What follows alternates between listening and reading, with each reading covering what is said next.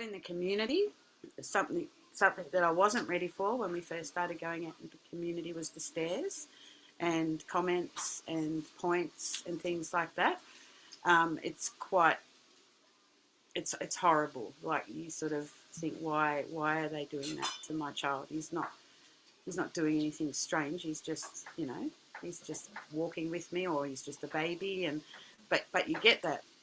Now, one of the things I started to do as Darcy grew older, because I used to come home in a bad mood, and and then I found as he was getting older, he was feeling that negativity as well, because I was projecting it as well as the other people. So I thought, I have to change something here. What can I do? So the next time we went to the shops, I started to smile at the people that were staring at him. And I found that 9 out of 10 people would smile back and even say hello.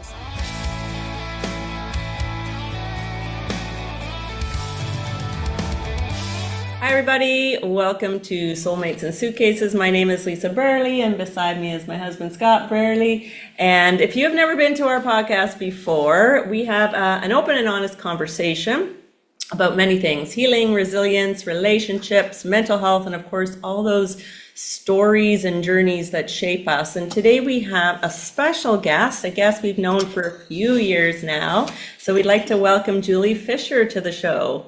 Thank you, guys. Thank you for having me. I'm excited to talk to you today. Yes, we are excited. We are excited, yes.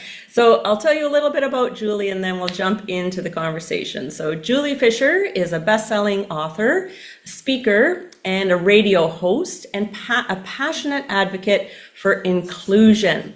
As a mum, and I have here MUM, as a mum of 3 boys and care for her youngest son, Darcy, who lives with Down syndrome, Julie's family has spent the past 20 years showing what's possible when people are given acceptance, opportunity, and the chance to thrive. Through sharing her family's unexpected journey, Julie encourages others to see the beauty in disability rather than the limitations.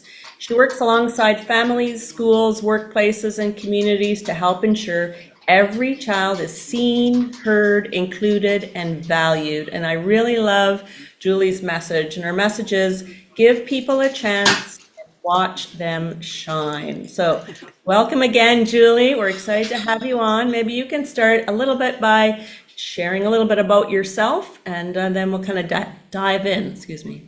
No problem. Thank you. Yes. It's I've been really excited to come and talk to you. It's waiting a while, but getting those times right with the time zone. And yes, MUM, that's how we spell mum here in Australia. Yeah. I know in Canada and the US it's MOM, which is quite funny. But yeah, so I always say I'm just a mum. I'm just a mum that can see. I've seen gaps. So when Darcy joined our family, I could see some gaps, and there's always families that are struggling when you have a child with a disability. It's not as simple as raising a child is difficult anyway, isn't it? Yeah. And then when you've got a child that needs extra supports, some of them have some other challenges with behaviours and things like that. So it adds a big element to it. So I think if you can support others and give them strategies and things like that, that just helps them to get through another day, because it can be quite debilitating. Yes. At times, as much as, we love our kids, we love all of our kids, but sometimes with those challenges, it just makes it that little bit harder, and you do feel alone sometimes. So, I just started when Darcy was born, and, social media started. I just started by sharing what he was doing and what he was getting up to, things with his brothers and things like that. And, got a lot of interest with that. People loved seeing the updates and loved hearing about the strategies we used with him at home and in the community. And then I realised my dream was becoming an author in 2019, which just shared our journey from the prenatal diagnosis that we got to the age of 13. And that's when all of this started. All of the doors started to open, and people were very interested in us doing campaigns with them, and me sharing more and more about what we do. And I learned as well that by doing that, it is actually raising awareness so that people can understand, and it's supporting other families as well. Yeah. And I love doing it. I sometimes people say, "Oh, I love what you do," and I sometimes sit here and think, "What do I do?" Like I just share our story, but it just shows you how powerful that can be because of the interest that comes from it. And then since 2019, as you know, Lisa, I've written 4 more books as well, and I've made some beautiful connections, not only nationally but around the world with families who have people they care for with Down syndrome, and they've shared their stories in one of my books as well. And I love that because all our stories are similar, so we're sort of in that same pocket, but we're all in different lanes. But there's still a lot of similarities, and there's a lot of common traits with the kids that we care for, and I really find that very interesting too. And the big message from all of those mums is the same as what I share. We just want our kids to have opportunities. We want them to be seen as people rather than their disability. Yes, their disability is a huge part of them and is why they are, but at the end of the day, they are still people. And like Darcy, for instance, he loves to hang out with his friends. He loves performing. He loves going to concerts and the movies and going out for dinner, and just like everybody else. And I think we really need to see that, because if you don't know, you don't know, and you sort of think that there's more limitations than there are. But yes, he needs support, but he can still participate and contribute. Yeah. Now yeah, no, that's fantastic. For our audience who is maybe is not have not been around someone who has Down syndrome, can you please explain sort of the understanding of what it is and what someone might see if they're, around someone with Down syndrome? Yeah, no problem. Well, Down syndrome is a third copy in chromosome number 21, so they have an extra chromosome.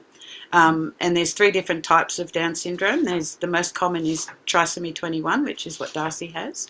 Then there's mosaic, which is the rarer. And then there's translocation. So translocation is very rare, because that means every child you have will have Down syndrome, if that's the type of Down syndrome they have.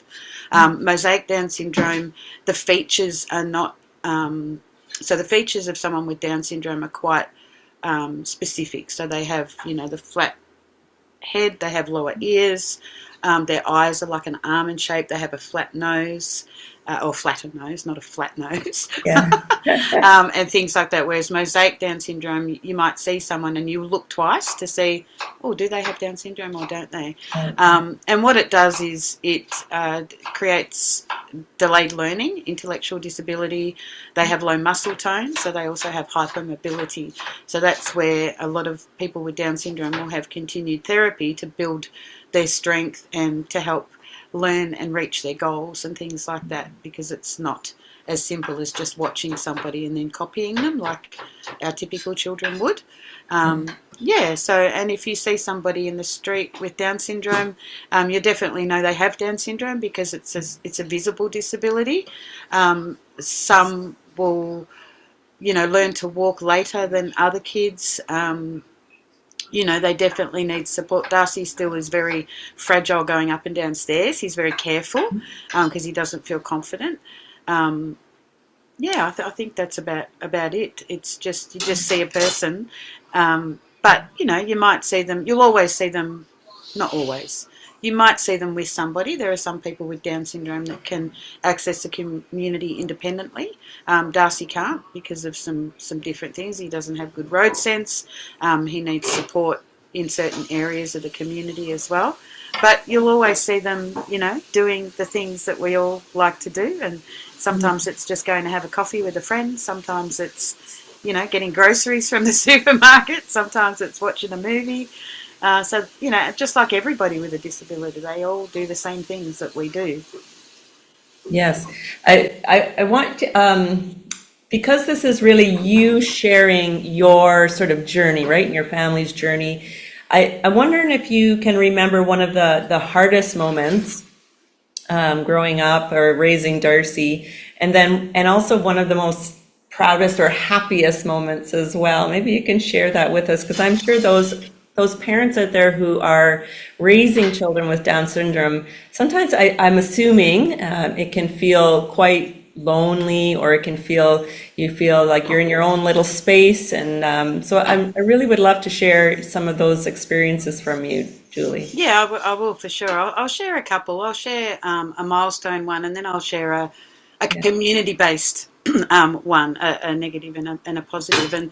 And also, like, I remember when I had my first son, Caleb, they over here in Australia, I don't know if they do it in Canada, but they put you in a group of mums, first-time mums, first mums group. And I remember one time being at home with him, little baby, thinking, oh my God, why is he doing this? Why is my baby doing that? Nobody else's is doing it. Why is he doing this? And it wasn't anything bad. But then when we went to the next group, it was like an age thing, like all the babies were doing the same thing.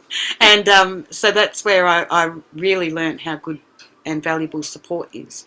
Because if you're sitting at home without that support, thinking your baby's the only one doing that, you're going to go crazy, But as soon as you find out some other mums, kids are doing it too, then you swap stories and you share strategies and you get through that milestone. So it's the same with Darcy. But he was probably almost 2 before he crawled.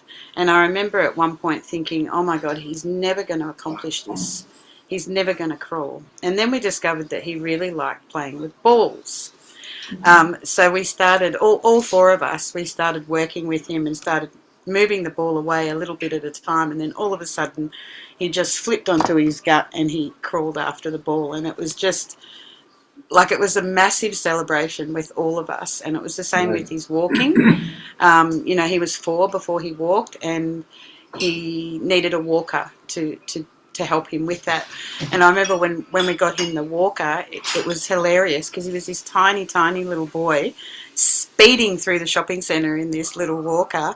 And then all of a sudden at 4 years old, he just got up and ditched it and walked. So again, really, really proud. And we're always proud of our kids' milestones, no matter what. But I think when you have a child that takes a lot longer and needs a lot more support to get to that milestone, when you celebrate, it's just next level, and the whole family celebrate because they've all been working together to achieve that milestone. And throughout his life, anything that we've worked with him on, it's been the same. Out in the community, something that I wasn't ready for when we first started going out in the community was the stares and comments and points and things like that.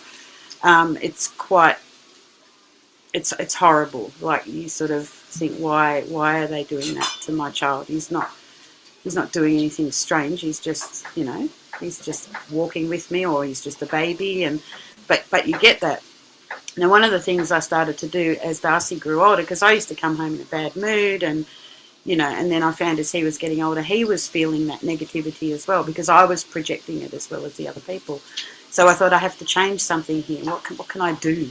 So the next time we went to the shops, I started to smile at the people that were staring at him. And I found that 9 out of 10 people would smile back and even say hello sometimes. So that was when I realised that it's not always a stare. And then I thought, well, I look at people. We all look at people, right? People are fascinating. And that's where I learnt that. But then I saw that there was that little percentage that are staring and judging. And we have had awful comments, we've had points and laughs and things like that, and that's really gut-wrenching. It's horrible. As he ages and as we go along, you do learn to sort of push past it. It still happens, but you still learn to push past it. And by sharing our story and Darcy with the world, I hope that it educates people so that they can stop being like that. Just because he is a little different in their eyes doesn't mean that they should mock him or anything like that. Recently, we went to a football match over here, AFL, for those who, it's not soccer, it's not rugby, AFL match. And our team won. We were like 20 odd points down, and we came back and we won. And that day was one of the most inclusive days in the community I've ever experienced with Darcy, because not only our team, North Melbourne supporters, were coming up to him and high-fiving him and saying how good and singing the song with him, but the opposition team supporters were coming up and fist-bumping him and saying, we're not happy, but good on you, mate, your team won.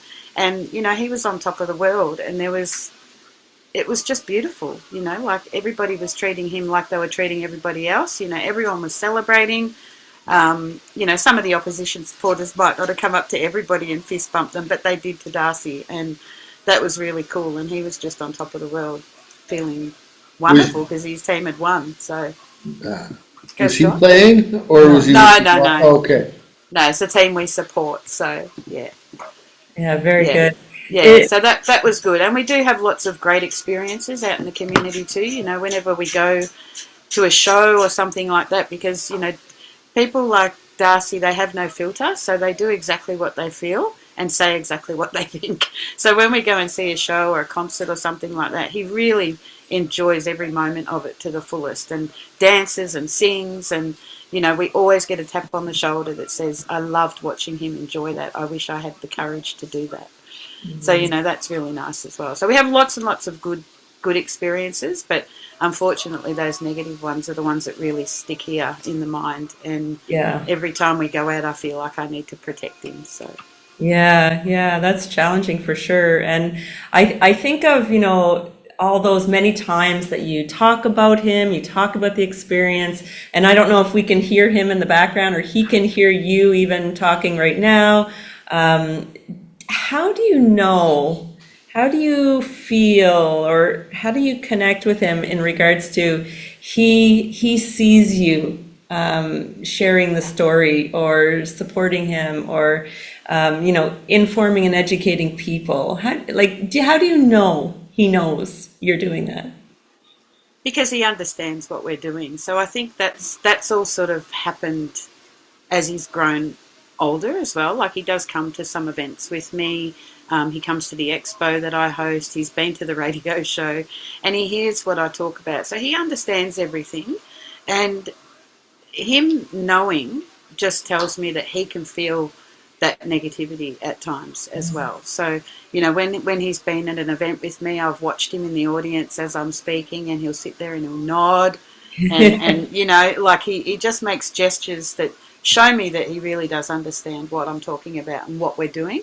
And when he is at a speaking event with me, he'll always jump up on the stage towards the end and grab the microphone, and he'll say a few words. He doesn't sort of talk about inclusion or anything. He just tells people who he is and what he likes and who his best friend is. And I think that's wonderful, because that shows them that, he is just like everybody else. He loves having friends and loves to be valued. We don't all have to be best friends. We don't all have to have coffees together, but, just feeling safe and accepted and true belonging, in your community is important. Is that over the years, like I know when I was a kid, it was brutal. Like Yeah.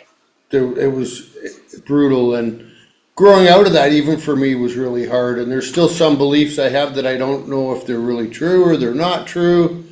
Has it gotten easier or softer or more gentle as the years have gone by? Because I hear a lot about racism, and it's like, really, there's still racism? Like, don't get me wrong, I know there is, but not to the degree I hear about it sometimes. Yeah. And it's like, I don't know if I'm just naive or if I've changed enough that I've moved so far past it that I don't even think about it anymore.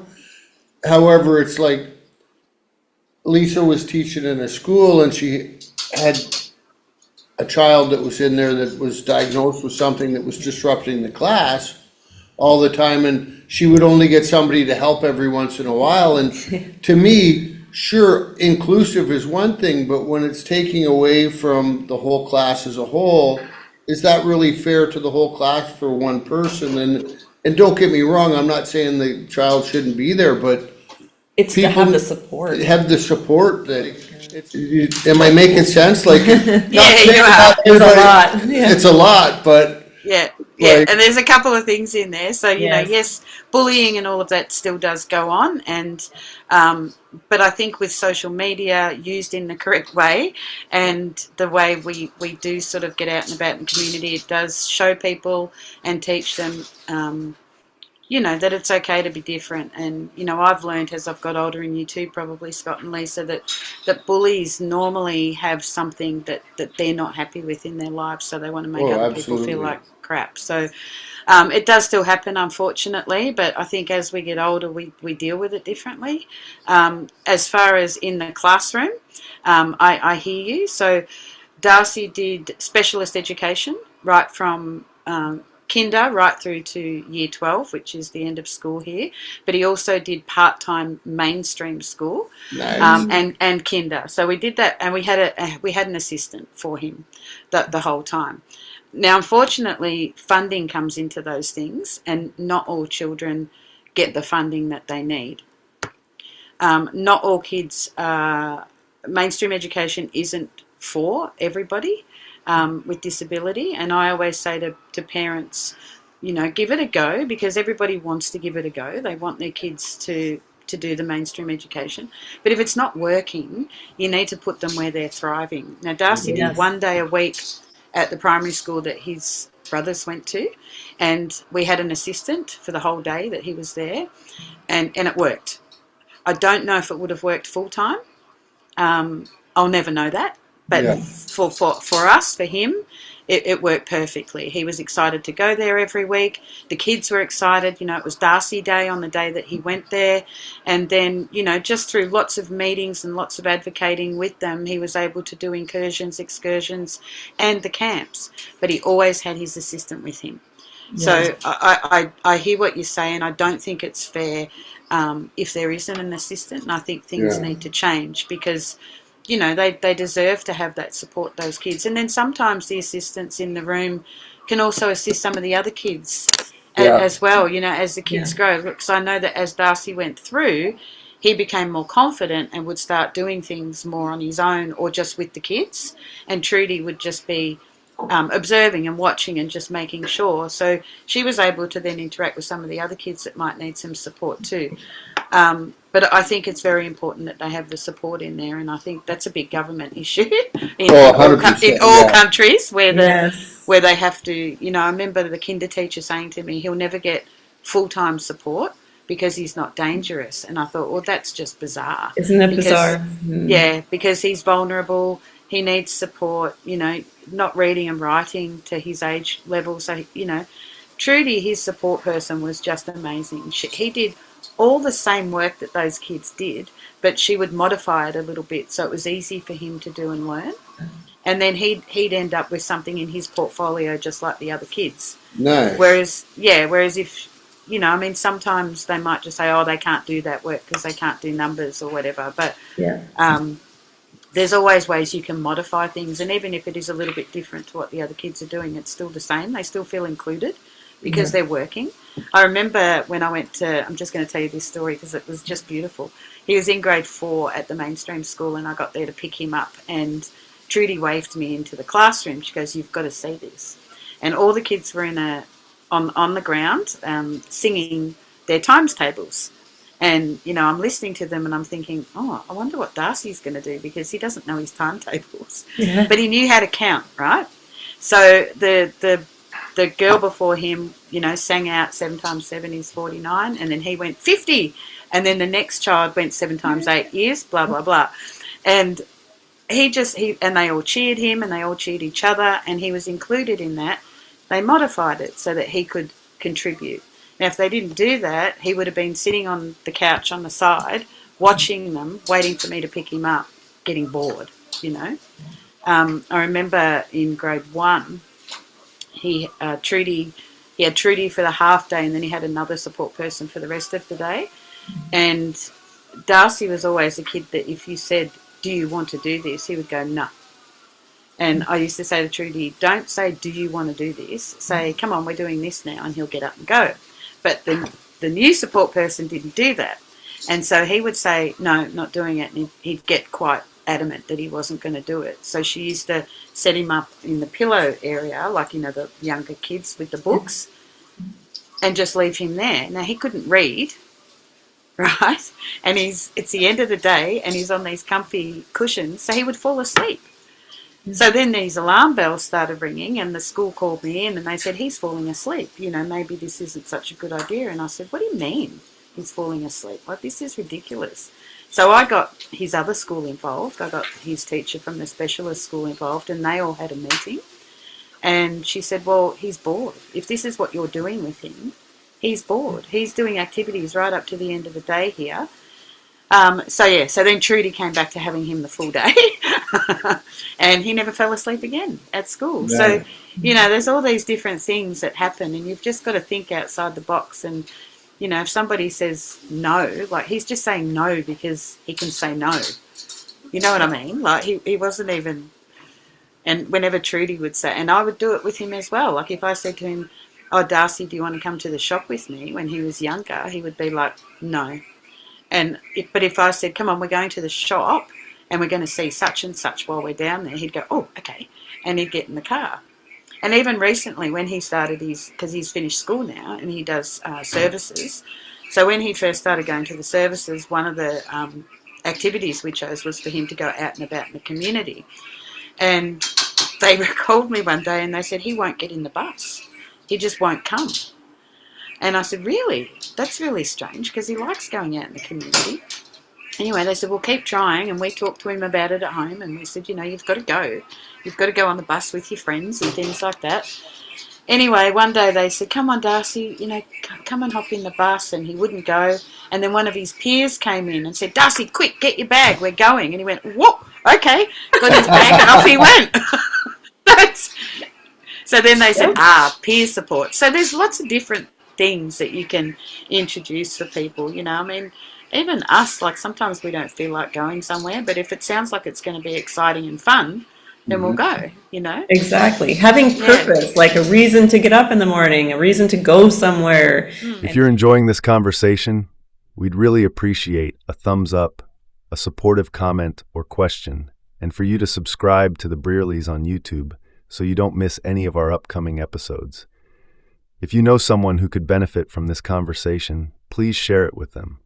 You never know when one story can make all the difference.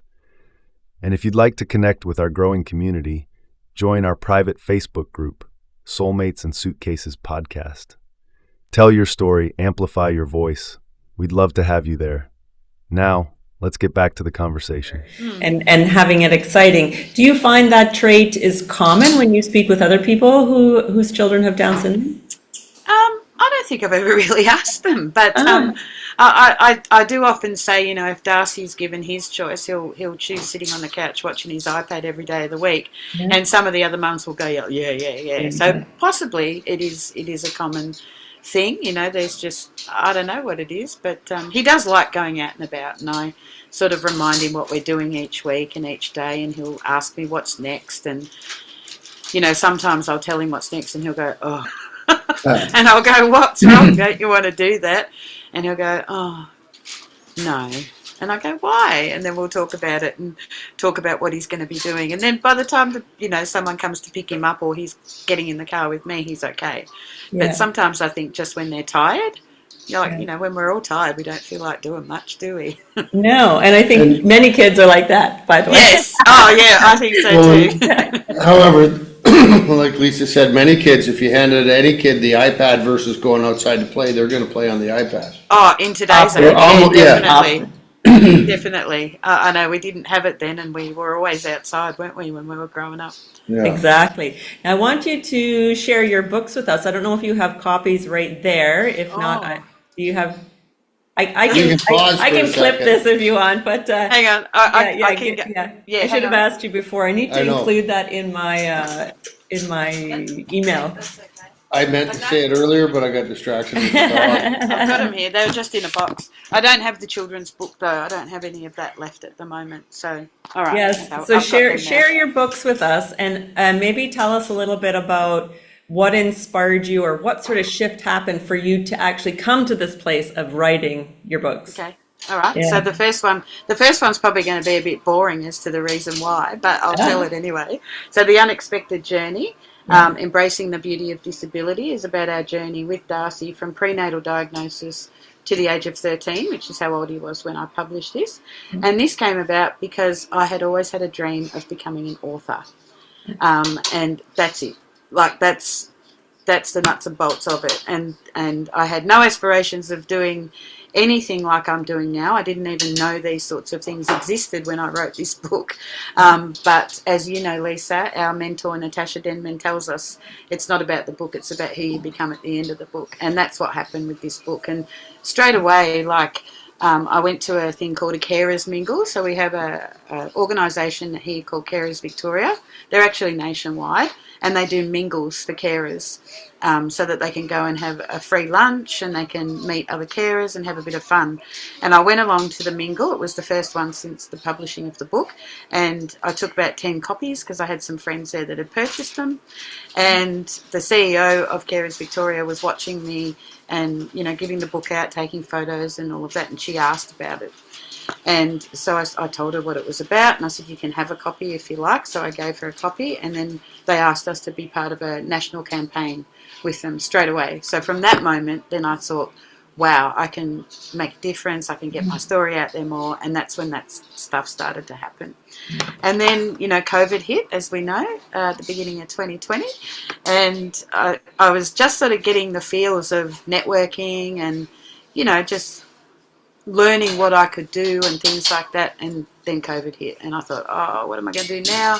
How am I going to manage this? But all the events went online, so I was able to attend all the events online and started getting speaking opportunities, which was great, because speaking on Zoom as when you're first starting, for me, was a lot better than standing in front of a room full of people.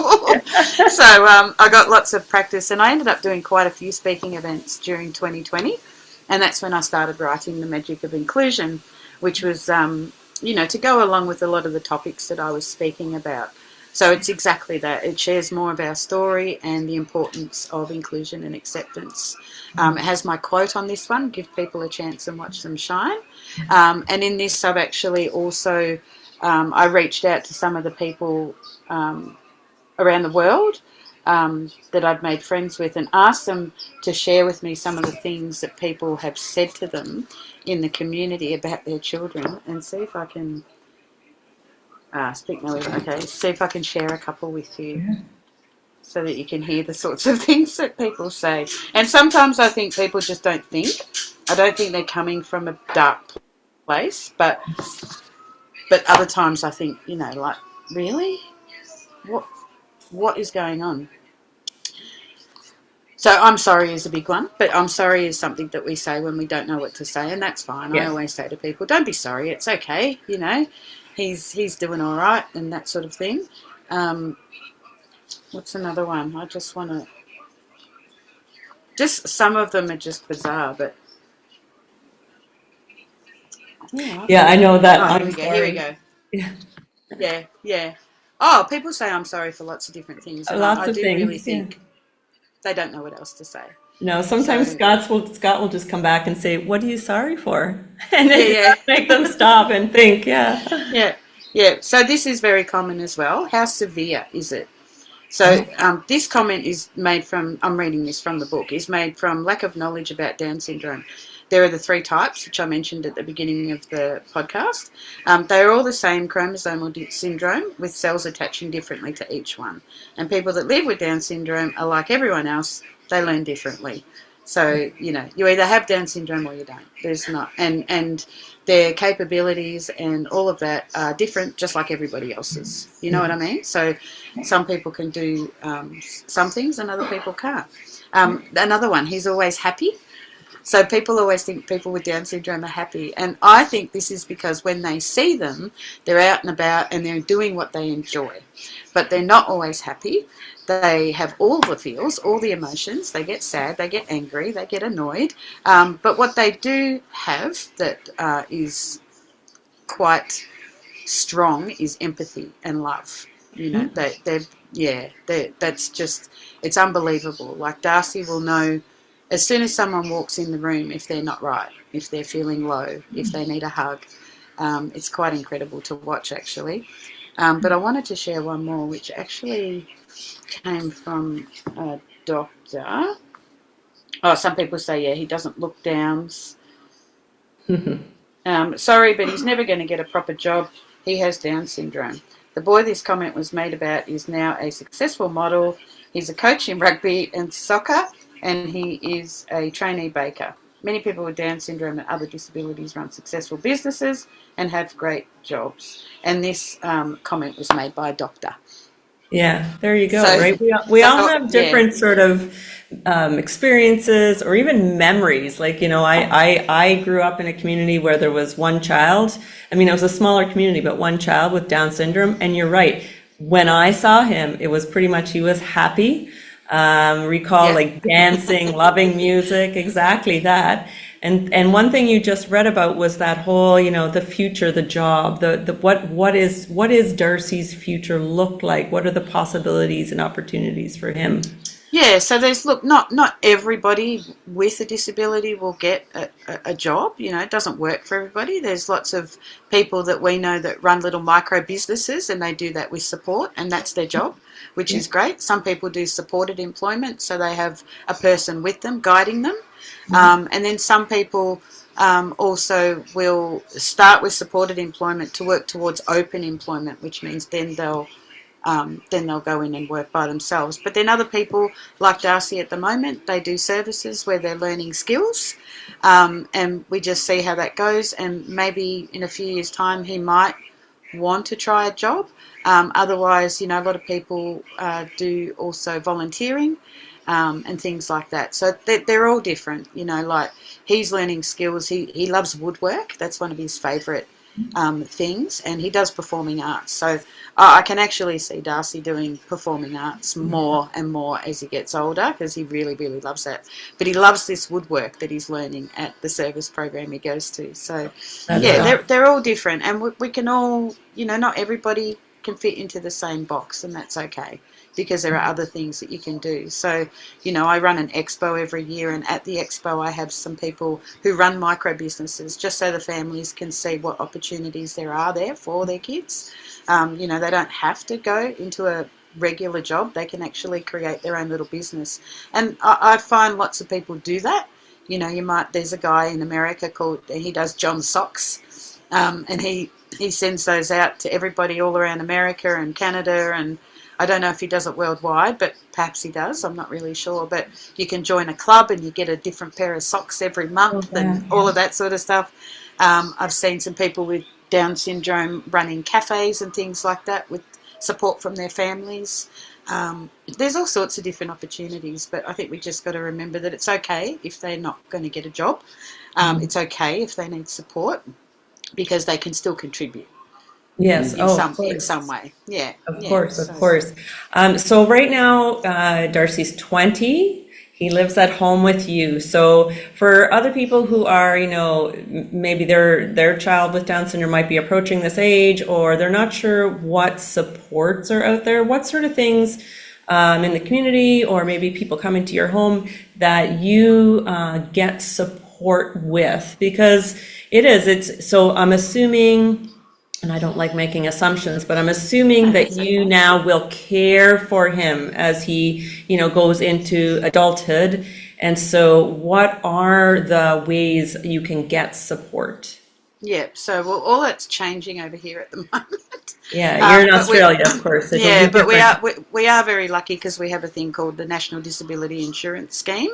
So each person with a disability, initially applies to go onto this, and they get pockets of funding which can provide the support workers in-home and out in the community.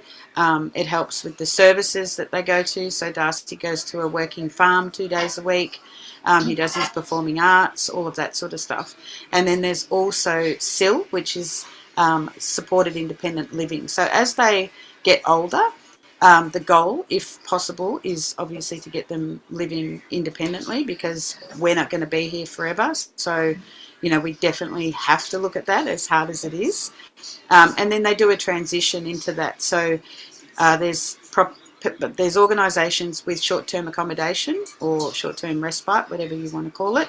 And so somebody like Darcy could go and spend a weekend there, and it just sort of starts to transition him away from home and get him used to being around other people.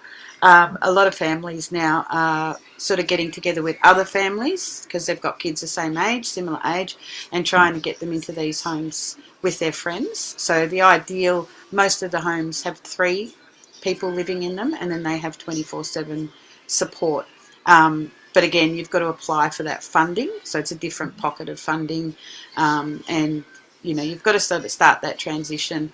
And a lot of the providers a good provider will come into the home and spend time with Darcy and the family, find out exactly what his likes and dislikes are, find out exactly what he needs support in with self-care, things like that. And then they slowly transition away, so then he gets used to that person, because that person's going to be working in the home with him as well. But yeah, it's a lot. Yeah. It's a lot. It's a lot to think of. But there is support out there. But currently there are changes happening to the NDIS, so we're sort of all just in a bit of limbo at the moment as to what we're going to need to be doing to continue to get the support that they need in the future with this scheme. So you do reviews in the past it's been every 12 months to 2 years, and you do a review, and you've basically got to really prove what they need support with. So we've really got to have our heads around what they can't do, which is difficult as a parent, because we're always focusing on what they can do to also support them. So it's like this. But I always sort of say, well, we really got to be truthful about what they need the support with. Don't say what they can't do. What do they need support with? So, people might. There was an example the other day at an event that I went to, and they said, your person might be able to wash themselves in the shower, but did they get in there by themselves? Did they just get up and go, I need to have a shower like we do? Probably not. They probably need a lot of prompting to get in the shower. They probably need the water temperature regulated for them. And they probably need to say, don't forget to wash here, don't forget to wash there. And they also may need support with drying, because that can be quite difficult sometimes. So that's what you've got to think about. So when you're being asked the question, can they shower? Oh, yes, they can. But, hang on a minute. Yes, from beginning to end. That's right. So that's what we've really got to focus on now, exactly how they get from A to B. And most often than not, they need support for that whole process. Yes. I'm very much connected to what you're telling, because I used to work with children with autism, and the same kind of thing. They could be in the shower, but the getting into the shower, the temperature, the towel, the texture of the towel, all these various things that need to be thought of. Yeah. Yeah. I lost it. You lost what you were You lost it. Oh, well, I'll go to the next book then, because there's 2 more books to show. Yes. So the adolescent journey, and that's embracing the beauty of the teenage years. So that's just a follow-on from the first book. I pick up from when Darcy was 13 and just go through, again, sharing our story, then all the things that we need to do as they age, because we need to. So we have Centrelink over here, and we have the NDIS. So you need to become their nominee so that you can still act on their behalf. And if you don't do that, and you make a phone call to ask a question, they want to talk to the person. And if I gave the phone with a Centrelink representative to Darcy, he would just go, hello, yeah, no. Do you know what I mean? So you've got to know what's coming and be prepared for all of that. So I share a lot of those things in there. We have a thing over here called the companion card. And if Darcy has a companion card, that means that the person supporting him can attend. If they're going to an event, they can attend with a free ticket, because he needs the support. So companion cards are really, really good to have over here. And all those sorts of things, and just keep sharing our journey. So that's like the trilogy now that I have, those ones. But in between this one and this one, I did this one from the Hearts of Mums, and that's an anthology of 13 stories of mums from around the world. So I have 2 from the US, 4 from the UK, and the rest of them are from Australia, and they just all share their journeys.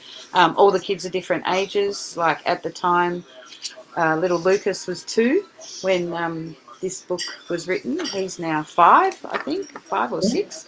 And the oldest person in here was Doug. There he is there. He was 73. Oh, wow. Yeah. He unfortunately passed away in 2021, but their story is just incredible. And I really loved that book. I won an award with that book last year.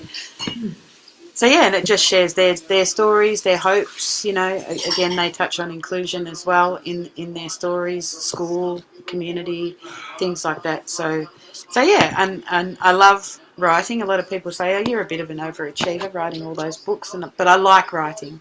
Like, I really enjoy putting pen to paper and just telling the stories. So it's a little bit of self-care, I think.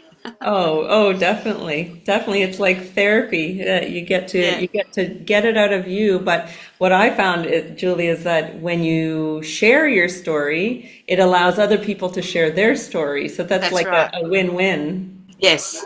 And Oh, sharing, yeah. yeah, sharing our stories does so much. It informs, it raises awareness, it creates support, and it gives people permission Yes. to share their stories. Yes, Yeah, exactly. yeah. Now you're also a podcast host, so please tell us what this is about, how you became a host and what is the topic of your podcast. Okay, it's actually not a podcast. It's actually Okay. live radio, and Library. it's community radio. So that all came about because, like when I wrote the first book, I mean, you know what it's like. You want some opportunities to promote the book, and the radio station were the first ones to interview me about my book. And then over the years, they had supported me with lots of different things. And one day I went to meet the producer, and we were just sitting there talking, and she said, "Would you like to have your own radio show?" And I said, "Okay, why not?" I'd already hosted my first expo at that stage, so straight away my head went to what a great platform to interview service and support providers as another way for the community to learn who they are, what they give, and how to contact them. So that's how it started. We're going to be 4 in September, so 4 years we've been on the air, and we now interview people with disability and their families as well. So I've had some of my friends come on and share their journeys with their kids. And yeah, we just go every week. We have a bit of fun. It's live. I love it. We go in the studio, we do it, and then we go. Yes, And nice. yeah, you can do the catch ups on. They all get uploaded to the website, so if you miss one, you can go back and listen to it. But yeah, I love it because we really get to know the service providers, and then I can confidently recommend people to other families if they're looking for an allied health provider or a support worker or a SIL provider, or because I get to meet them, I get to hang out with them, and I get to see the passion in which they provide the service. So it's really cool. I feel That's quite spoiled, awesome. actually. What is the radio station for those if they Uh, want to tune in? Yeah, because you can tune in from around the world if you want Live. on the website, which is, Yeah. and so it's RPPFM, and the website is rppfm.com.au because it's Okay. Australian, and you can. There's a little button on there that says "Listen Live," and you can do that. So my show is every Tuesday, 1 p.m. till 2 p.m. Every Tuesday. Okay. Yeah, Yeah, Australian time. yeah, yeah, yeah, yeah. But you can catch the old shows that have been up. Perfect. Yes, you can. So you can go Yeah. to the different shows, click on that, and then you can find ours, which is called The Unexpected Journey, and you Yeah. can go and listen to previous episodes if you want to. Okay. Perfect. Yeah. Yeah.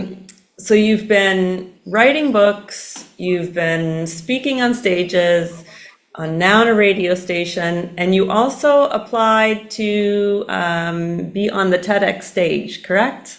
I did, yes. Tell us I about did. that.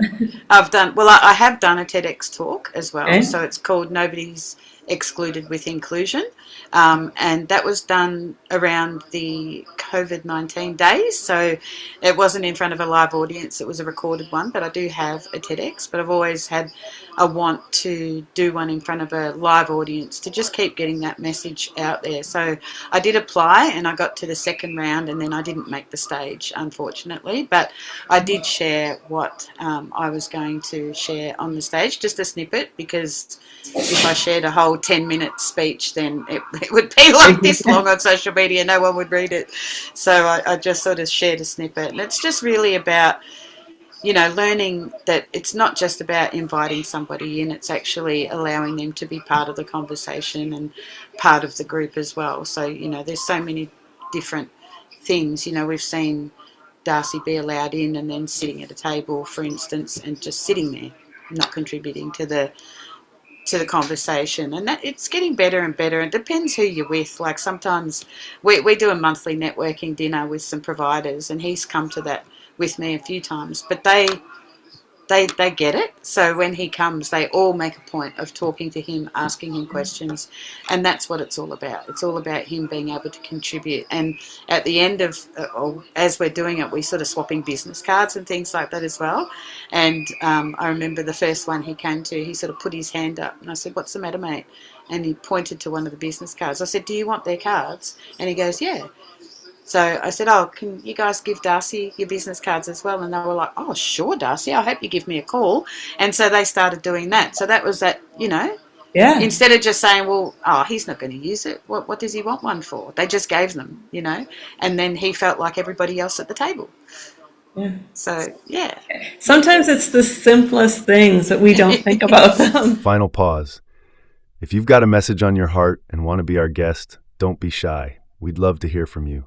Visit forwardwalkingchoices.com, scroll to the Soulmates and Suitcases podcast section, and click apply here. Now back to the show. I know. But yeah, you don't. And sometimes I wouldn't have even thought that he'd want the business cards either. So I'm always learning because of him too, And yeah, so that's what the speech was really going to be about, was, going that next level. Yes, it's important that people can get in a room and be able to access things, but then it's that next step of making them part of the group, part of the activity, allowing them a chance to even just try. They might not be able to do the activity, but just giving that chance to try is so important, because then they feel like part of the group. Oh, exactly. And with your permission, I would love to include that post in the description or in our write-up, so that would be great. Of course. Because I think it totally is about, like we talked about, sharing your story, but it's also, we get to experience a different perspective. And I never thought of the inclusion, like I thought of including, but not the kind of the continued support of how to include and what that looks like, and the kind of feeling from the other side. So it is a great post. I really appreciated that you posted that. Yeah. Thank you. And yeah, I mean, Darcy's language, he's verbal, but his language isn't always as clear as ours. So sometimes people are hesitant to talk directly to him because they're frightened they won't understand what he's going to say. Yeah. But, there's strategies around that too. "Oh, I didn't quite get that, Darcy. Can you say it a bit slower?" Or a lot of the time he'll have somebody with him that can help. Some people with disabilities have a device that can help them express their language. And, people that don't have that and are nonverbal can still talk to you with their eyes. So, you can ask them questions and you can tell exactly what they're feeling. And that's really important. So don't be scared, don't be scared. Just try and ask. And, if you need to sort of put some other strategies in place, then that's okay. It's good, because then you're learning as well and they're learning, Yeah. Yes, it's to be comfortable with the uncomfortable, or be okay with the uncertainty Yeah. of what cool thing can happen. I remember one day we were at a flea market, and we were just selling our things out of the back of the vehicle. That's just the way they set it up. And the one day Scott had his motorcycle there, and there's this young boy who was just fascinated with Scott's bike. And of course, so we asked the parent, I think it was, can he come over and like either get on it or touch? Oh yes. And the kid was just like, where many you would be like scared. Oh my gosh, he's gonna like touch the bike, topple it over, whatever it is. But yeah, it's just to see them light up and to be included in an amazing experience. Yeah, and that's it, light up, give people a chance and watch them shine. And sometimes all that is giving them a smile in the shopping centre. Exactly. And that giving them a chance and to watch them shine. And I want to ask you this last question. Okay. What gift did Darcy give you?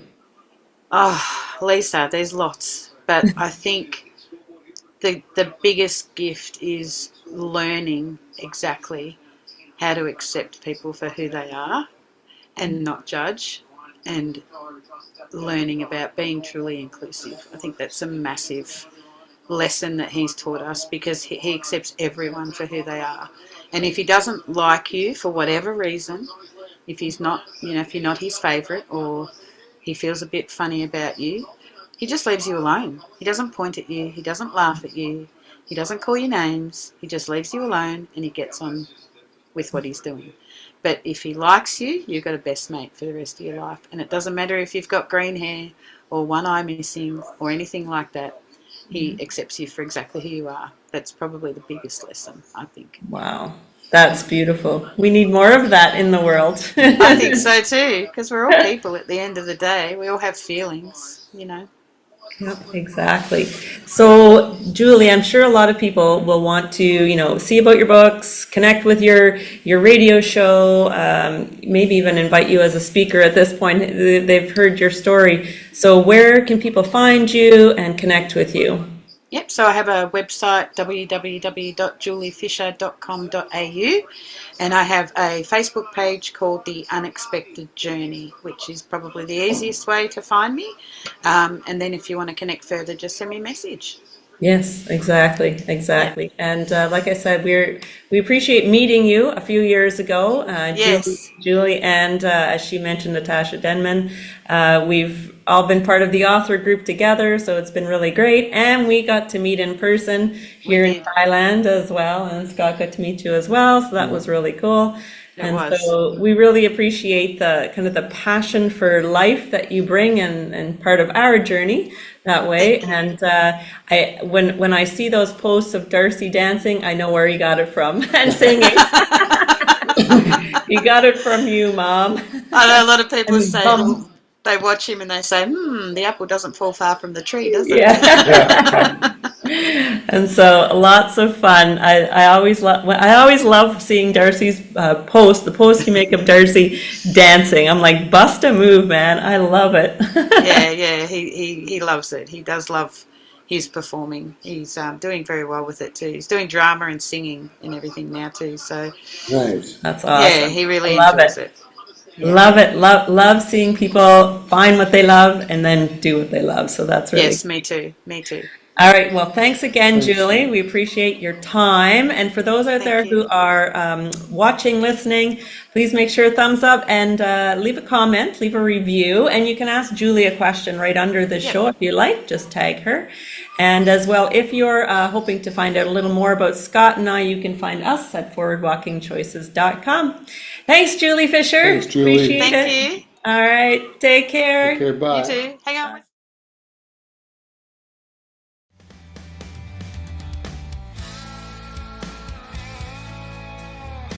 Looking for more inspiration around healing, love, growth, and possibility? You can explore our books at payhip.com/Lisa Scott Brearley Authors. And if today's episode meant something to you, we'd love for you to follow the podcast, share it with someone you care about, or join our Soulmates and Suitcases community online. Thanks for being here, and we'll see you next time.